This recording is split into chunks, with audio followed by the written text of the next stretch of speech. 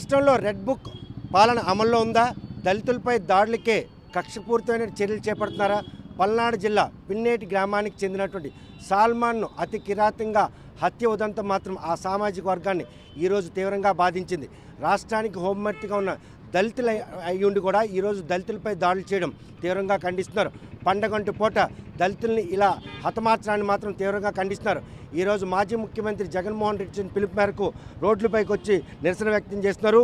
ఏదైతే సాల్మాన్ కుటుంబాన్ని పూర్తిగా ఆదుకోవాలి, బాధితులు మాత్రం తక్షణం అరెస్ట్ చేయాలి, కక్షపూరితమైనటువంటి పాలన కొనసాగించినటువంటి ఈ ప్రభుత్వాన్ని మాత్రం బర్తరఫ్ చేయాలి, హోమ్ మినిస్టర్ వైఖరిని మాత్రం తీవ్రంగా తప్పుడుతున్నారు. తమ సామాజిక వర్గం చెందినటువంటి ప్రజలను హత్య చేస్తుంటే కనీసం ఆమె నోరు మెదపడం, అదేవిధంగా ఉప ముఖ్యమంత్రి పవన్ కళ్యాణ్ కూడా ఈ విషయంలో ఎక్కడ కూడాను పొంతలేని సమాధానం చెప్పడం. ఈ పరిణామాలన్నీ కూడా దళితుల్లో ఒక దిగులు నెలకొని ఉంది. వారిపై హత్య ఉదంతాలు మాత్రం ఈరోజు వారిని బాధిస్తుంది. నిర్భయంగా బయట తిరిగే పరిస్థితులు లేనటువంటి ఈ నేపథ్యంలో సాల్మాన్ కుటుంబానికి జరిగినటువంటి ఈ అన్యాయంపై దళితులందరూ కూడా ఈ రోజు పైకి వచ్చారు. చూస్తే కనుక ఏ విధంగా తీసుకొచ్చి ఈ పరిణామాన్ని ఈరోజు దళితులు ఓచుకోతకు వస్తున్నారు. ఈ ఓచుకోత నేపథ్యంలో దళితులు నిర్భయంగా తిరిగే పరిస్థితి ఉందా? ఈరోజు రాష్ట్రంలో కూటమి పాలన వచ్చిన తర్వాత ఈ రాష్ట్రంలో అనేకమైనటువంటి దాడులు ప్రత్యేకించి దళితులపైనే జరగడం చాలా దారుణం. మరి హోంమంత్రిగా ఒక దళిత మహిళ ఉండి కూడా వీటిపైన సరైన చర్య తీసుకోకపోవడం, ఆమె బాధితారాహిత్యంగా మాట్లాడడం చాలా బాధాకరం. ఈ విషయాన్ని దళితులు 50 మంది ఖండిస్తున్నారు. ఖచ్చితంగా ఆవిడ వీటికి బాధ్యత వహించి రాజీనామా చేయాలని, నైతిక బాధ్యత వహించి ఆమె నిజంగా దళితురాలు అయితే బాధ్యత వహించి రాజీనామా చేయాలని YSR Congress party SCCL demand చేస్తుంది. చూస్తే కనుక ఘటన జరిగి 2 రోజులు అవుతుంది. నిందితులను ఎవరిని కూడా ఇప్పటి వరకు అదుపులోకి తీసుకోవడం వెనక కూటమి కక్షపూర్తిగానే సాల్మాన్ హత్య చేయించిందా? ఈరోజు మాకైతే పక్కాగా సమాచారం ఉంది. పక్కాగా ఈ కూటమి ప్రభుత్వమే దళితులపై దాడులు చేస్తుంది. దళితుల్ని ఒక టార్గెట్ చేస్తూ దళితులు అందరూ వైసీపీ సానుభూతి పరులుగా ఆ రోజు ఓటు వేశారనే నెపంతో ఈరోజు దళితులను అనగదొక్కాలనే ఉద్దేశంతో పూర్తిగా ఈనాటి తెలుగుదేశం ప్రభుత్వం కానీ కూటమి ప్రభుత్వం కానీ అవలంబిస్తున్న తీరును చూస్తే పూర్తిగా మాకు అర్థమైపోతుంది. ఎందుకంటే మా మాన ప్రాణాలు సైతం మహిళల్ని కిరాతకంగా హింసిస్తున్నారు, విద్యార్థుల్ని కిరాతకంగా హింసిస్తున్నారు, గంజాయి కేసులు పెడుతున్నారు, స్మగ్లింగ్ కేసులు పెడుతున్నారు. ఎక్కడ దగ్గర అక్కడ రెడ్ బుక్ రాజ్యాంగాన్ని అమలు చేస్తూ పూర్తిగా వైఫల్యం చెందింది ఈనాటి ఈ ప్రభుత్వం. ఒక దళితులని పాతరేయడానికి కోసమే ఈ ప్రభుత్వం వచ్చింది తప్ప ఇంకొక రకంగా అయితే ఈ ప్రభుత్వం కాదు. ఈనాటికైనా చంద్రబాబు కళ్ళు తెరిచి, ఖబర్దార్ చంద్రబాబు, నీ ప్రభుత్వం ఎల్లకాలం ఉండిపోదు, ఎప్పుడు నీ ప్రభుత్వమే కొనసాగదు, ఎప్పుడు ఒక్క పక్క ఎద్దు తొంగదు, మళ్ళీ మా ప్రభుత్వం వస్తుంది. జాగ్రత్తగా పట్టుకొని దళితులు ఓట్లు కావాలే తప్ప, దళితులు సీట్లు కావాలే తప్ప దళితులు నీకు అవసరం లేదా? ఈనాడు దళితులని చిత్రహింసలు చేసి వర్గాలు విభజించి రిజర్వేషన్లు మార్పించి అన్ని విధాలుగా విఫలం చెందింది. మాలోన ఒక రకమైన బీజం నాటింది ఈనాటి తెలుగుదేశం. అప్పటి నుండి ఇప్పటి వరకు మా మీద కక్ష సాధింపు చర్యలు చేస్తూనే ఉంది ఈనాటి చంద్రబాబు దగాకోరు ప్రభుత్వం. ఆనాడు 275 అడుగుల విగ్రహం జగన్మోహన్ రెడ్డి విజయవాడ నడిబడ్డులో కడితే ఈనాటికి నువ్వు ఒక్క విగ్రహం కాదు కదా, 1000 కోట్ల ధనాన్ని ఇచ్చే అంబేద్కర్ తాలూకు విగ్రహాన్ని చూసి నువ్వు ఈరోజు ప్రభుత్వ ధనాన్ని దుర్వినియోగం చేసి ఎన్టీఆర్ విగ్రహానికి డబ్బులు ఫండ్ కేటాయించడం అనేది అన్యాయంగా మేము అన్ని తీవ్రంగా వ్యతిరేకిస్తున్నాం. ఈనాటికైనా తెలుగుదేశం ప్రభుత్వం ఖబర్దార్, పోలీసులు వారిని అడ్డం పెట్టుకొని పోలీస్ శాఖ వాళ్ళతో చేయించి పోలీసు వారు ఈవేళ పూర్తిగా అక్కడున్న కేసుని తారుమారు చేసి అక్కడ నిందుల్ని ఈవేళ కూడా అదుపులో తీసుకోలేదు. సరే కదా, ఒక్కరికి కూడా ఈవేళ అట్రాసిటీ కేసు ఎస్సీ మీద సీఏ మీద, అక్కడున్న ఎస్సీ మీద సీఏ మీద అట్రాసిటీ కేసు కూడా నమోదు చేయాలని తెలియజేస్తూ, అలాగే అక్కడున్న మాకు డిమాండ్లు ఏంటంటే ఆ కుటుంబాన్ని ఆదుకొని తక్షణమే ₹1 కోటి ఆర్థిక సహాయం చేయాలి, ఆ కుటుంబానికి 1 ఎకరా భూమి ఇవ్వాలి, అలాగే ఆ కుటుంబాన్ని ఆదుకొని అన్ని విధాలుగా బేసరతుగా సమాపన చెప్పాలని ఈ ప్రభుత్వానికి ప్రభుత్వ హత్య ఇది, ప్రభుత్వం ముమ్మాటిగా హత్య అని ఈ ప్రభుత్వం ఇప్పటికైనా ఇక్కడున్న హోంమంత్రిని వెంటనే బర్తరఫ్ చేయాలని, ఒక దళిత సోదరాయి కూడా దళితుల మీద చేస్తున్న దాడులను చూస్తూ ఆవిడ పగలబడి నవ్వుతున్న వెటకారం చూస్తే, పగలబడి చేస్తున్న ప్రెస్ మీట్లు చూస్తే అర్థమవుతుంది దళితుల మీద ఆమెకి ఎంత ప్రేమ ఉందో. ఇప్పటికైనా నువ్వు దళితురాలు అని ఒప్పుకుంటే పర్వాలేదు, లేదందుకుంటే నువ్వు ఒప్పుకోలేదు అంటే నువ్వు దళితురాలు కాదని మా ఉద్దేశాన్ని సభాముఖంగా తెలియజేస్తూ మా సల్మాన్ మాత్రం వైసీపీ సానుభూతిపరుడు, అందుకే కక్ష కట్టి ఈరోజు ఆయన అతి కిరాతంగా హత్య చేశారు. పండగంటు పూట ఆ కుటుంబం ఈరోజు విషాదఛాయలో ఉన్న నెలకొన్న నేపథ్యంలో ఆ కుటుంబాన్ని బాసటగా నిలుస్తాం. దళిత హోమ్ మినిస్టర్ కూడాను ఈరోజు ఈ హత్యను మాత్రం ఖండించకుండా, నిందితులు పట్టుకోకుండా ఉండడం మాత్రం ఇది కూటమి ప్రభుత్వం కుట్రలో భాగమని భావిస్తున్నారు. ఈరోజు దళిత సంఘాలకు బాసటగా నిలిచేందుకు వచ్చినటువంటి వైఎస్ఆర్ కాంగ్రెస్ పార్టీ యోజన విభాగానికి చెందిన ధర్మాన్ రామ్మోహన్ మనతో ఉన్నారు.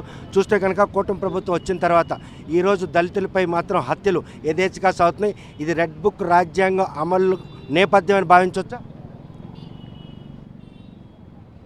చాలా దురదృష్టకరమైనటువంటి సంఘటన సల్మాన్ గారి హత్య. గురజాల జిల్లా పిన్నిల్లి గ్రామానికి చెందిన సల్మాన్ గారిని చాలా కిరాతకంగా టీడీపీ గూండాలు హతమార్చారు. ఇనప రాడ్లతో కొట్టి మరీ చంపారు. సల్మాన్ గారు హాస్పిటల్లో పోరాడి నిన్నే ప్రాణం విడిచారు. దీనికి పూర్తిగా తెలుగుదేశం ప్రభుత్వం బాధ్యత వహించాలి. ఇది తెలుగుదేశం పార్టీ తాలూకా హత్య. తక్షణమే హోంమంత్రి గారు స్పందించాలి. స్పందించడమే కాకుండా సల్మాన్ గారి కుటుంబానికి నష్టపరిహారం చెల్లించాలి. నష్టపరిహారంతో పాటు ఈ హత్య ఎవరైతే చేశారో ఆ టీడీపీ గూండాల్ని తక్షణమే అరెస్టు చెయ్యాలి. అటువంటి ప్రక్రియ ఏమీ కనిపించట్లేదు. ఘటన జరిగి 3 రోజులు కావస్తుంది. హాస్పిటల్లో చికిత్స పొందుతూ ఆయన మృతి చెందిన తర్వాత కూడా హోమ్ మినిస్టర్ నోరు మెదకపోవడం, ఉప ముఖ్యమంత్రి కూడాను ఆ విషయంపై ప్రస్తావించకపోవడం, వీళ్ళందరూ సంక్రాంతి సంబరాల్లో మునిగి తేలినట్టు నేపథ్యంలోనే ఈ హత్యను మాత్రం పక్కదారు పట్టించేందుకు పోలీసులు చేపట్టిన చర్యలు భావిస్తున్నారు. హోంమంత్రి గారు కానీ, చంద్రబాబు గారు కానీ, పవన్ కళ్యాణ్ గారు కానీ ఎందుకు స్పందించటం లేదంటే అసలు ఈ హత్య చేయించిందే కూటమి ప్రభుత్వం కాబట్టి వారు స్పందించటం లేదు, నోరు మెదపటం లేదు. ఈ రోజున ఈ రాష్ట్రంలో దళితులకు రక్షణ అయ్యేది. అందుకే ఈ రోజున వైఎస్ఆర్ పార్టీ చాలా పెద్ద ఎత్తున రాష్ట్రమంతా అంబేద్కర్ గారి విగ్రహం ముందు ఆందోళనలు చేపట్టాయి. ఇది ఆషామాషి ఆందోళన కాదు. ఈ ఆందోళనని ఇంకా ఉధృతం చేస్తాం. ఎందుకంటే ఈ కూటమి ప్రభుత్వం వచ్చిన తర్వాత ఎవరికి సంక్రాంతి సంబరాలు లేవు, ఎవరికి సంతోషాలు లేవు, ఎవరికి కొత్త సంవత్సరం వేడుకలు లేవు. ఎందుకంటే పేద పెద్దలకి ఒక పక్కన హామీలు ఎగ్గొట్టారు, ఒక పక్కన సంక్షేమ కార్యక్రమాలు ఎగ్గొట్టారు, ఒక పక్కన దాడులు, ఒక పక్కన వైసీపీ కార్యకర్తల మీద దాడులు. ఈ రోజున సల్మాన్ గారు ఏం పాపం చేశారండి? ఒక్కసారి మీరు ఆ వీడియో విజువల్స్ చూస్తే మీకు అర్థమవుతుంది. కనీసం సల్మాన్ గారి దహనకాండకు కూడా ఆంక్షలు విధించినటువంటి దౌర్భాగ్యమైనటువంటి ప్రభుత్వం ఈ తెలుగుదేశం ప్రభుత్వం.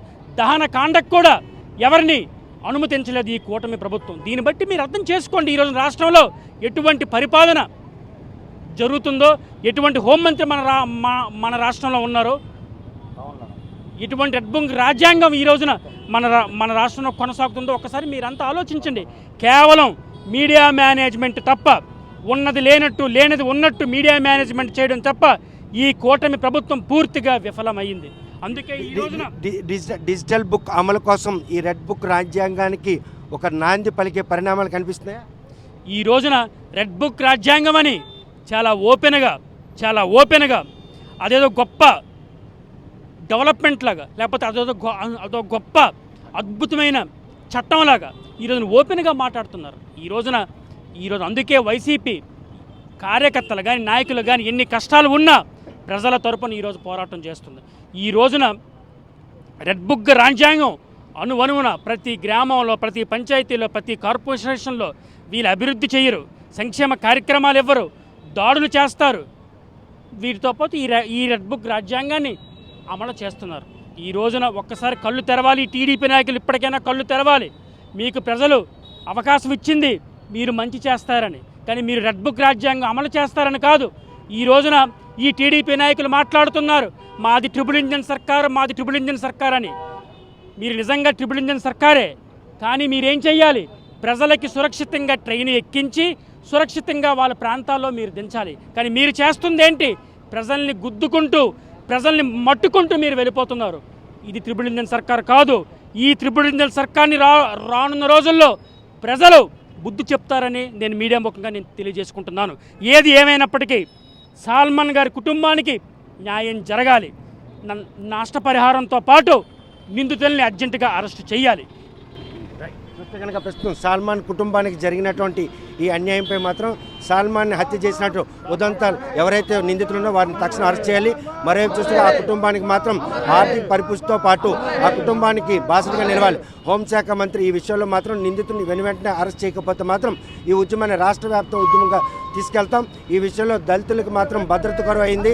ఆ దళితులు మాన ప్రాణాలకు కూడాను ఈరోజు రాష్ట్రంలో మాత్రం ఎక్కడ కూడాను భరోసా లేని పరిస్థితి నేపథ్యం ఈరోజు సల్మాన్ హత్యను మాత్రం స్పష్టం చేస్తాం. రాష్ట్రంలో త్రిపుల్ ఇంజిన్ సర్కార్ మాత్రం ప్రజలను గమ్యం చేరకముందే మార్గ మధ్యలో వారిని హత్యలు చేస్తున్నారు అనడానికి పిన్నెల్లిలో జరిగినటువంటి ఈ హత్య ఉదంతం ఒక తారకంగా చెప్పుకోవచ్చు. వీడియో జర్నలిస్ట్ రామకృష్ణతో సత్యం, RTV Srikakulam. Local to global news at your fingertips. మీ చేతిలో ఒక ఆయుధం. డౌన్లోడ్ రా TV app. Media legend Ravi Prakash is back.